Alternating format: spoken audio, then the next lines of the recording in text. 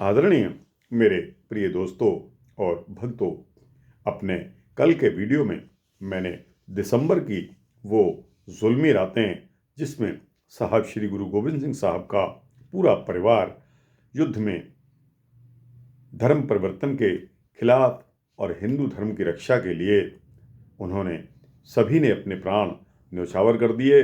दोस्तों, उसी कड़ी में आज दूसरे भाग में साहब श्री गुरु गोविंद सिंह साहब का इतिहास आपके समक्ष रख रहा हूँ। दोस्तों, गुरु गद्दी के बारे में मैं आपसे बात कर रहा था। तो दोस्तों, पटना साहिब में अपने बचपन के दिन बिताने के बाद साहब श्री गुरु गोविंद सिंह साहब जी को शिवालिक क्षेत्र में आनंदपुर साहब, जिसको नानकी चक भी कहा जाता है, वहाँ आ गए। आप मार्च 1672 ईस्वी में यहाँ पहुँचे थे। यहाँ गुरु गोविंद सिंह साहब को नियमित रूप से शिक्षाएं दी गई।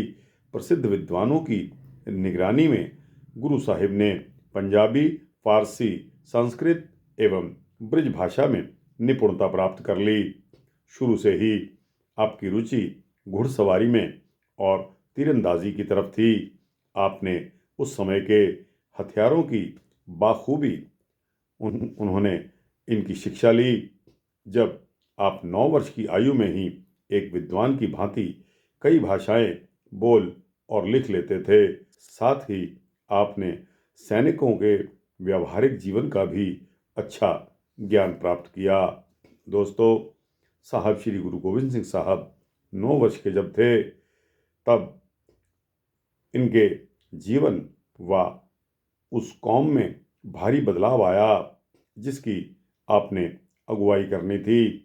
समकालीन इनके शासक जो थे, वो बादशाह औरंगज़ेब सभी हिंदुओं को जब जबरन इस्लाम धर्म कबूल करवाने के लिए मजबूर कर रहे थे, इसी संदर्भ में कश्मीर के ब्राह्मण गुरु तेग बहादुर साहब के पास आए और रोते हुए पुकार करते हुए बोले।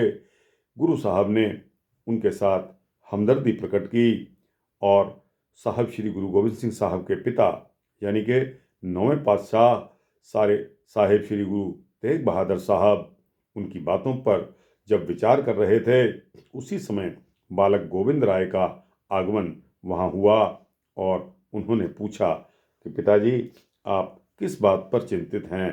तब गुरु साहब ने बताया कि इन ब्राह्मणों की मदद करने के लिए किसी महापुरुष की कुर्बानी देने का समय आ गया है। तब बाला प्रीतम ने भोले स्वभाव में तुरंत जवाब दिया, पिताजी, कुर्बानी देने के लिए आपसे बढ़कर और कौन हो सकता है।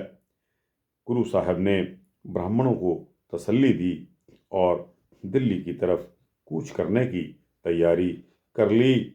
आपने धर्म की आज़ादी के लिए अपना सारा जीवन कुर्बान कर दिया।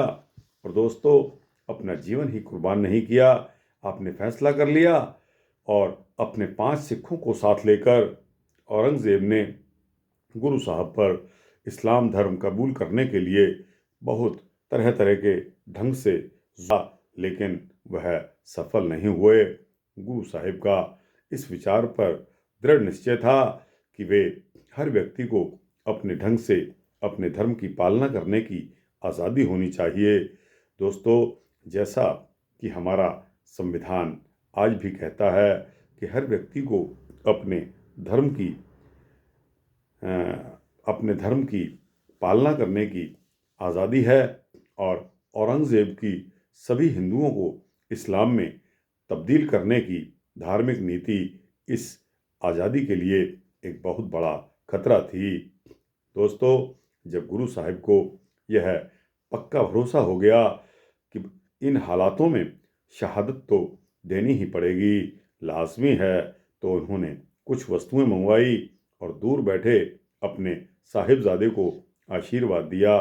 फिर उन्होंने वे वस्तुएं वहां उपस्थित सिखों को सौंप दी और उनसे कहा कि वे आनंदपुर साहब जाकर गोविंद राय को गुरु गद्दी की बख्शिश सौंप दें। गुरु साहब के निर्देश पर भाई जैता जी व भाई ऊदा जी आनंदपुर साहब पहुँचे और संगत की हजूरी में उन्होंने गोविंद राय को सारी वस्तुएं भेंट कर दी।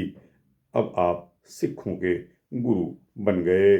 दोस्तों, इसके पश्चात साहब श्री गुरु तेग बहादुर साहब यानी कि 9वें गुरु की शहादत का वृतांत आता है। दोस्तों, यह वृतांत भी गमों से भरा हुआ है, इतना दुख भरा वृतांत है। दोस्तों, इन वृतांतों को सुनते सुनते रोंगटे खड़े हो जाते हैं और दोस्तों, दिमाग में इतना प्रतिशोध का एक जहर आ जाता है। इस्लाम धर्म कबूल करने से मना करने पर गुरु तेग बहादुर साहब को माह नवंबर में ही 1675 ईस्वी में दिल्ली के चांदनी चौक के स्थान पर शहीद कर दिया गया। गुरु साहब के साथ 3 सिख, भाई मतीदास, भाई सतीदास और भाई दयाला जी ने भी शहादत का जाम पिया। यानी कि गुरु साहब से पहले ही इन 3 सिखों को मौत के घाट उतार दिया गया। आज इसी लासानी शहादत की याद को समर्पित गुरुद्वारा शीशगंज इस स्थान पर सुशोभित है।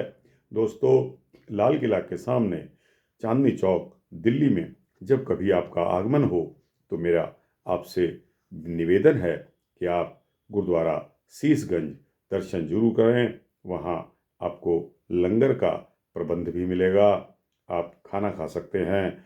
बस ऐसे ऐतिहासिक घटना के घटित होने के फौरन बाद ही लोगों में हाहाकार मच गई और उसी समय भाई जैता जी और भाई उदा जी ने आगे बढ़कर गुरु साहब के शीश को बड़ी चतुराई के साथ उठा लिया और पवन शीश को कपड़े में लपेटकर उन्होंने दिन रात सफ़र किया।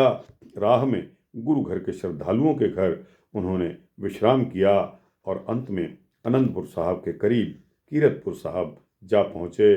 वहाँ से उन्होंने गुरु साहिब के लिए संदेश भेजा। आनंदपुर साहब पहुँचने पर गुरु गोविंद सिंह साहब जी, माता गुजरी जी तथा सिख संगतें उनका स्वागत करने के लिए शहर से बाहर तक आए हुए थे और सभी ने सत्कार सहित गुरु तेग बहादुर के पावन शीश के आगे सिर झुकाया, नमन किया, सत्कार किया। दोनों सिखों ने गुरु साहिब का शीश गुरु गोविंद सिंह साहब की गोद में रख दिया। गुरु साहब ने प्यार से दोनों सिखों को गले से लगाया और फिर वचन किया कि रंग रेटे गुरु के बेटे, यानी कि गुरु साहब के सच्चे पुत्र तो आप ही हो, मैं तो दूर था। और गुरु साहब के पावन शीश का संस्कार आनंदपुर साहब में किया गया। इस ऐतिहासिक तथ्य की पुष्टि करता हुआ गुरुद्वारा शीशगंज आनंदपुर साहब इस स्थान पर सुशोभित है। दोस्तों, आपको बता दूं कि गुरु साहब का जो शीश धड़ से अलग किया गया था वो दिल्ली के चांदनी चौक में शीशगंज गुरुद्वारा जहां है वहां किया गया था।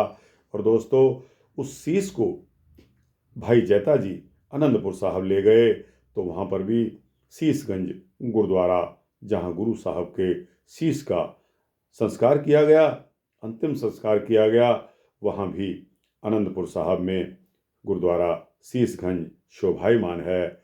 और दोस्तों, इसके साथ ही गुरुद्वारा दिल्ली में एक और है जहां गुरु साहिब के धड़ को एक गुरु प्यारा अपने गड्ढे में डालकर, यानी कि उसकी गाड़ी थी उस टाइम बैलगाड़ी भैंसा गाड़ी हुआ करती थी। दोस्तों, दिल्ली उस समय इतनी विकसित नहीं थी। वहाँ से चांदनी चौक में जब काली अंधेरी आई तो उस अंधेरी का फायदा उठाते हुए गुरु के प्यारे ने वह धड़ अपनी गाड़ी में रख लिया और धीरे धीरे धीरे धीरे वह आता हुआ आजकल उसकी जहाँ झुग्गी थी, आजकल वहाँ गुरुद्वारा रकाबगंज साहब सुशोभित है। वहाँ उसने अपनी झुग्गी में लाकर उस शव को किस तरह संस्कार किया, किस चालाकी के साथ उसने यह परिचय दिया कि उसकी झुग्गी में ही आग लग गई है। तो दोस्तों, गुरु के प्यारे किस तरह ऐसे कड़क माहौल में किस तरह अपना अपना काम कर गए, अपना यह परिचय दे गए कि वह गुरु के कितने प्रेमी हैं, कितना उनके मन में श्रद्धा, अपार श्रद्धा गुरु के प्रति थी। दोस्तों, इस प्रकार गुरुद्वारा आनंदपुर साहब में शीशगंज है। तो दोस्तों, साहब श्री गुरु तेग बहादुर साहब के शीश का जो संस्कार हुआ वो आनंदपुर साहब में हुआ। जो धड़ का संस्कार हुआ वो गुरुद्वारा रिकाबगंज साहब है। दोस्तों, कितना गमगीन माहौल रहा होगा हमारे सिख भाइयों के प्रति उस समय, जिस समय यह घटना हुई। यह घटना ही नहीं, बहुत बड़ी दुर्घटना थी। दोस्तों, आज हम लोग अपने अपने सगे संबंधियों, बड़ बुजुर्गों का संस्कार करने के लिए स्वतंत्र हैं, लेकिन दोस्तों उस समय एक गुरु का संस्कार करने के लिए भी 3 जगह, एक जगह उनकी शहादत हुई, दूसरी जगह अनंतपुर साहब शीशगंज में उनके शीश का संस्कार किया गया, और तीसरा रिकाबगंज साहब जहां उनके धड़ का संस्कार किया गया। दोस्तों, कितना दर्द भरा माहौल था हमारे इस हिंदू धर्म के लिए। हिंदू धर्म की रक्षा में किस किस तरह की कुर्बानियाँ हमारे गुरु लोगों ने दी। दोस्तों, इसके बाद मैं आपको आगे ले चलूँगा। यह वृतांत यहाँ समाप्त करने की इजाज़त दीजिए।